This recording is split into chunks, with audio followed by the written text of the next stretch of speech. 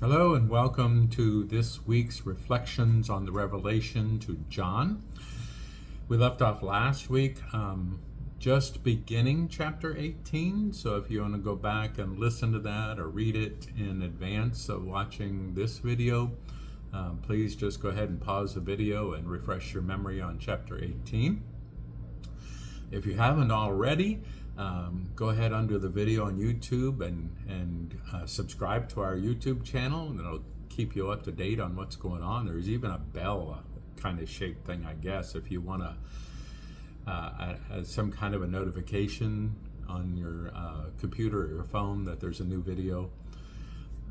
Also, if you give us a thumbs up, as long as you're enjoying these video series, kind of help us with the formula, I guess, in some way to get the word out better. And thank you. If you have any questions or comments, leave them under the video on the YouTube channel, and I'll try to get to them and respond as best I can. So we left off with a second new element in the bright angels announcement, and its emphasis on the economic power of a fallen city. In this case, it's Rome, although the language may still use Babylon. Not only has Rome made the other nations drunk and practiced immorality with the kings of the earth, but the merchants of the earth also grew rich from her excessive luxuries. So in chapter 18, we get an oracle of sorts about what's wrong with all this and what God is going to do about it, and what does that have to do with us? So starting now, we've gone through verses 1 through 3. Starting now, look a little bit more intensely at verses 4 through 20 of chapter 18. So this emphasis on Rome's economic power and material luxuries continues in this next section, the longest direct address from heaven to John's readers since the end of chapter 3. So that's quite a while ago. With it, the time frame shifts back to the present for John, as John is allowed to contemplate the worldly magnificence that will soon be gone. Verse 4 says, another angel coming down from heaven, or verse 1 says, another angel coming down from heaven gives way to another voice from heaven, in verse 4. A voice just as anonymous as the mysterious voice suggesting that maybe it's God, because he says, my people, and yet it refers to God repeatedly in the third person in verses 5, 8, and 20. So again, this vision doesn't have the luxury for us to take everything literally. Sometimes we just have to let it flow and involve ourselves in it at the moment. In this sense, the voice is like the revelation of a prophet speaking for God without quite being God. The revelation is framed by twin appeals to the people of God, beginning with, come out of her, my people, that is, out of Babylon or Rome, so that you will not share in her sins, so that you will not receive any of her plagues, verse 4. And it ends, the oracle ends, rejoice, saints and apostles and prophets. God has judged her for the way she treated you, verse 20. So the first appeal, then, the first of these commands, perhaps more than any other in the entire book of Revelation, sums up the book's message.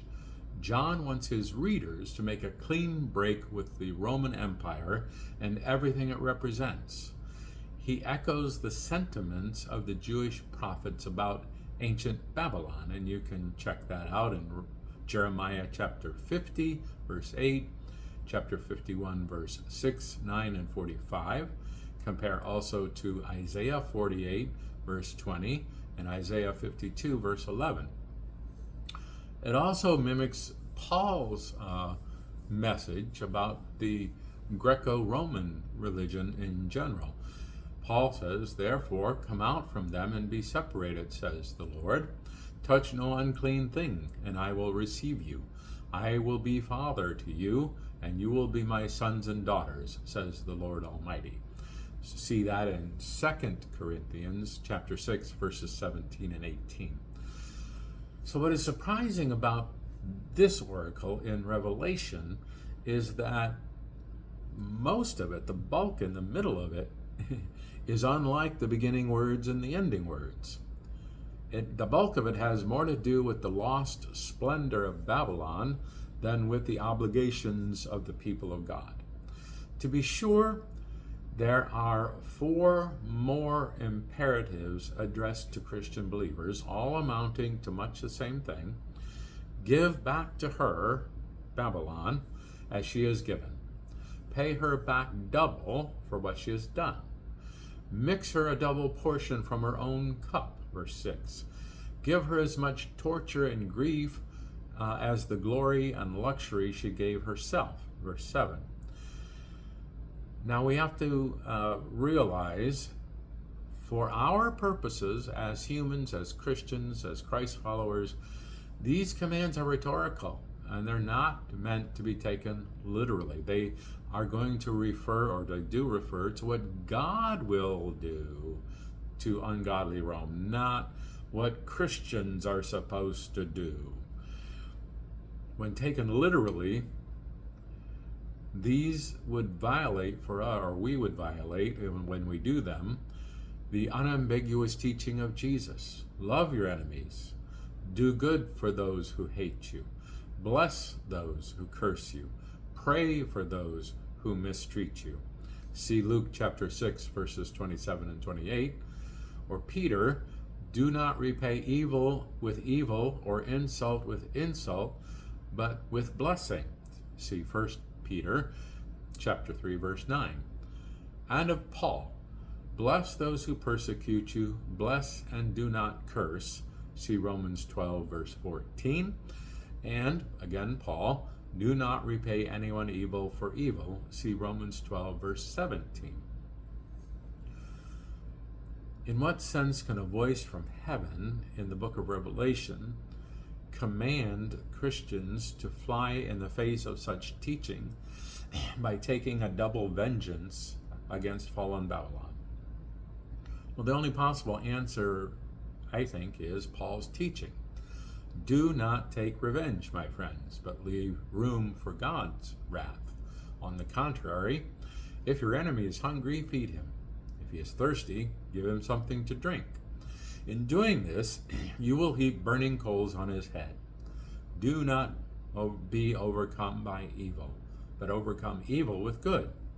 Again, see Romans 12, 19 through 21, as well as going back to Proverbs 25, verses 21 through 22. Excuse me, I'm getting a little tickle here.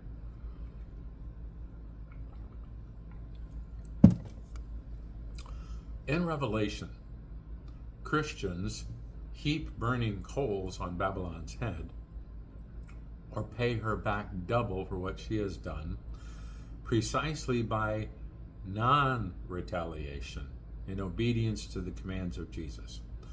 Peter and Paul leaving room for God's wrath to accomplish its purpose. For God's people, the oracle of chapter 13, verse 10 is still in effect. If anyone is to go into captivity he will go. If anyone is to be killed with the sword he will be killed. This calls for patient endurance and faithfulness on the part of the saints. This paradox here is that the saints can indirectly, I guess, participate in the judgment against Rome precisely by not taking up the sword against her. Like the slain lamb of chapter 5, verse 6, they are victors only because, and only in the extent that, they are victims. Yet this oracle is not primarily about the people of God or their responsibilities, even though it seems to be addressed to them. Its more obvious purpose is to weep for, and ironically celebrate, Rome's impending downfall, setting forth a great detail the glory from which she will soon fall.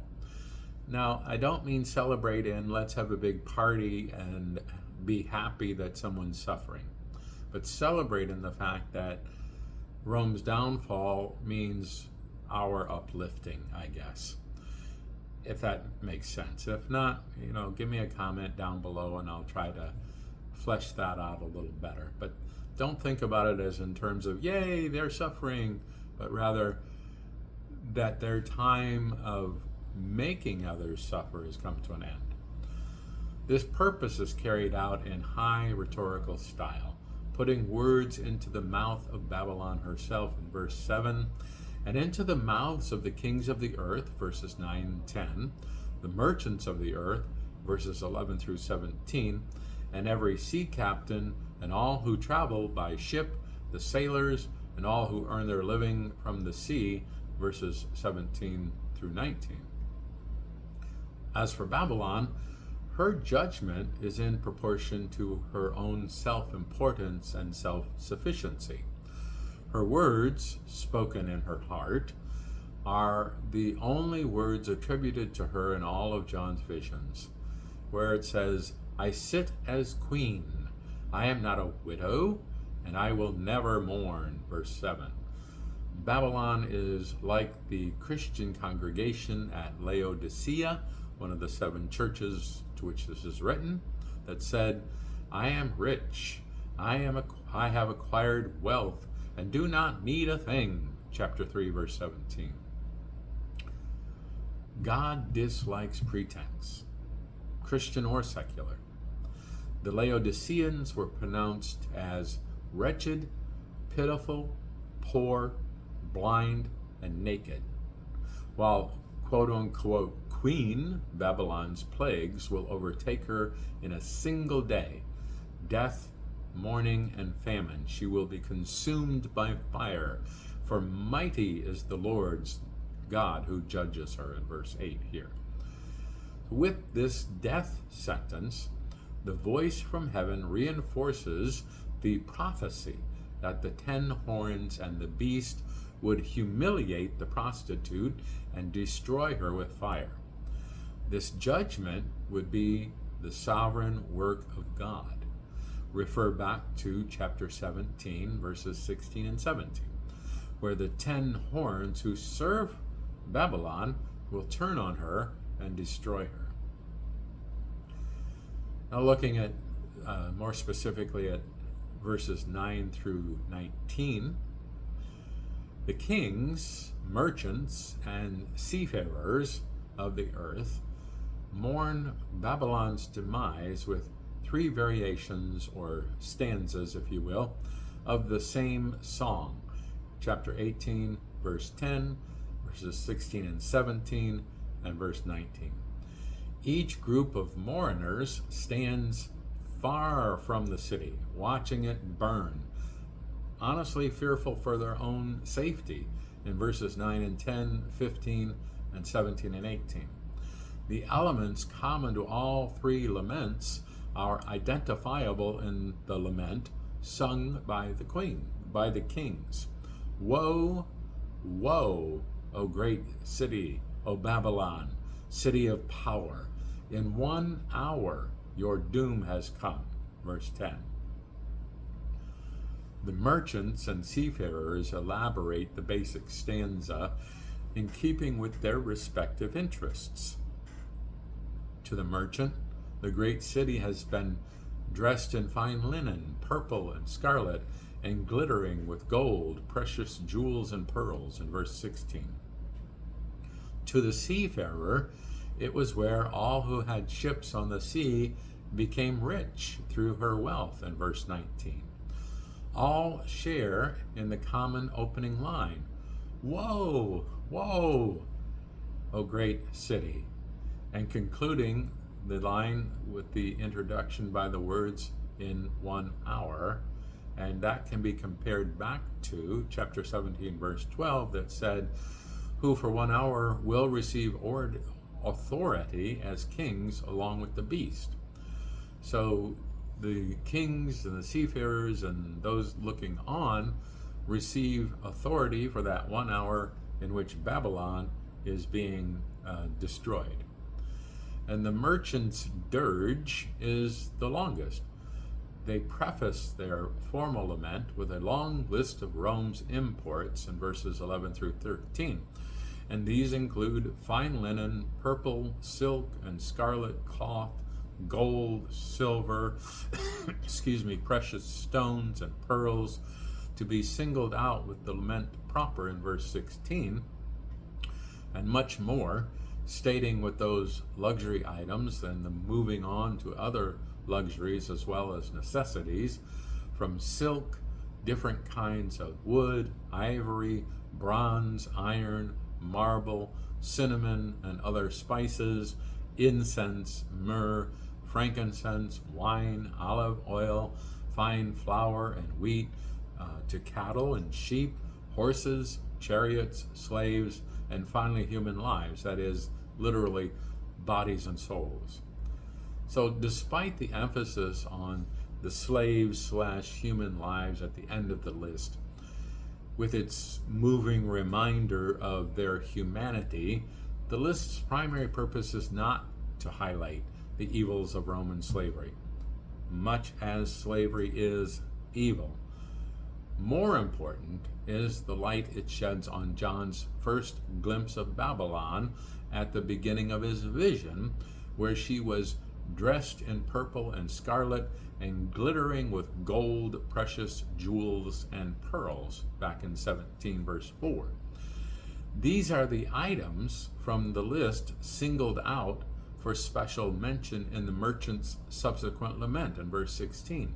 So now it's clear, if it wasn't before, that the prostitute's magnificent appeal is all imported from outside of Babylon or Rome. Yet from where? John would have recognized the purple and scarlet dyes that linked the 7 cities of Asia economically to imperial Rome. To him, Rome and the provinces are interdependent. They were relying on each other through trade and implicated then in the same crimes. Remember the cities of the nations that fell when great Babylon fell, according to chapter 16, verse 19. When the merchants have finished the mourning and the loss of their profitable trade, according to verses 11 through 13, they shed some tears for Rome herself. If they have all lost their profits, Rome has lost all the luxuries the world trade brought her. The fruit you longed for is gone from you, it says. All your riches and splendor have vanished, never to be recovered, according to verse 14. Worse, she has lost her life. The great city is no more, verses 16 and 17. So in keeping with the judgments of the trumpets and the bowls, which affected the earth and the sea alike, the merchants of the sea take up the lament of the kings and the merchants of the earth, verses 17 and 19. Was there ever a city like this great city, they ask. Their motives, like those of the merchants of the earth, are purely economic, how they line their own pockets. The place where all who had ships on the sea became rich through her wealth, it's gone in a single hour. Their profits have withered up, they've dried up. The seafarers do not know it yet, although before long the sea itself will be gone, according to chapter 21, verse 1. That's yet to come. The voice from heaven ends as it began, with a direct appeal to God's people. Rejoice over her, O heaven. Rejoice, saints and apostles and prophets. God has judged her for the way she treated you, in verse 20. The Greek word translated here as heaven also could mean sky, air, firmament, any area above the earth. It could mean the heavens, the place of the sun, moon, and stars, the heaven in which God dwells. So we need to read this in the context of first century Israel, not 21st century USA, where we define heaven as a place, specifically a place of reward to which we will one day go.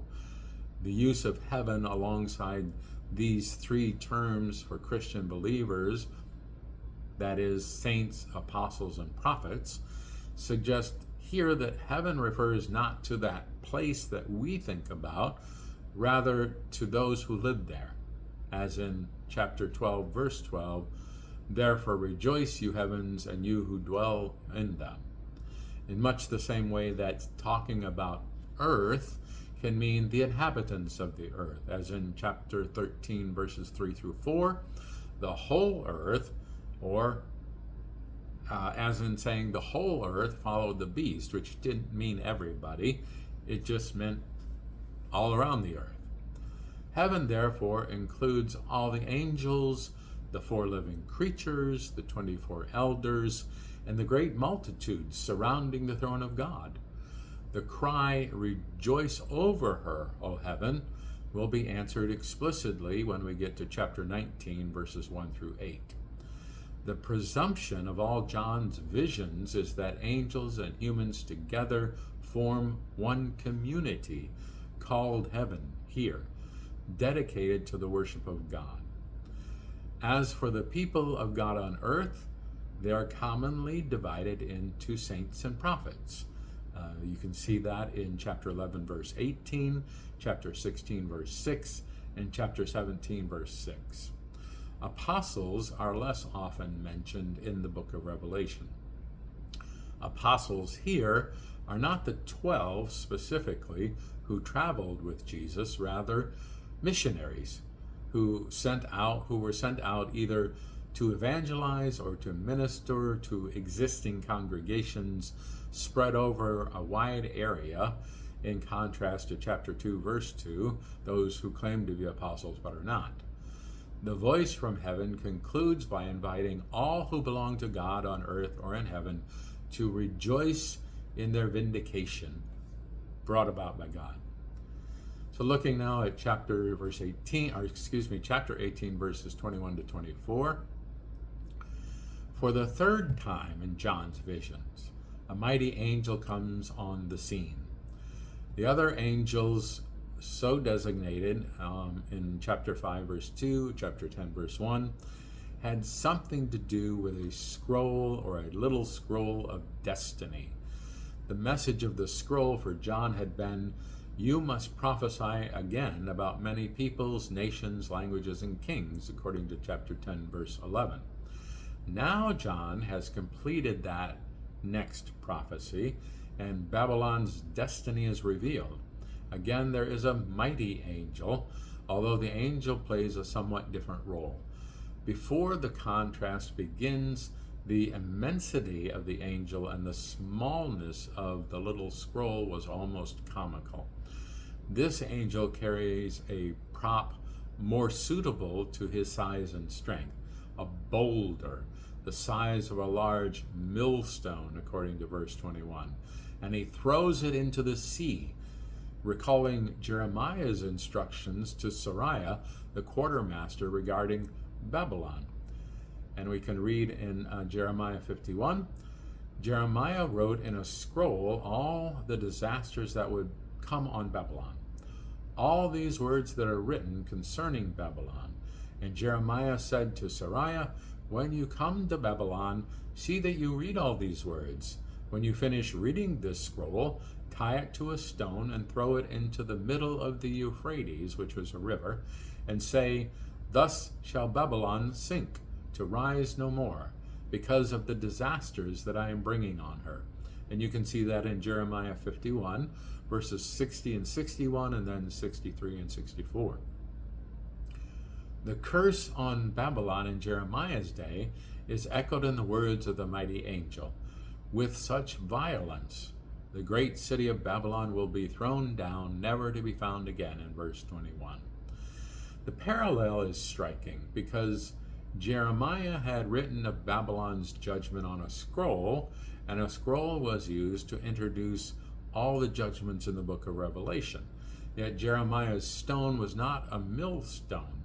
It did not have or take a mighty angel to lift it, and it was thrown into the Euphrates River, not the sea.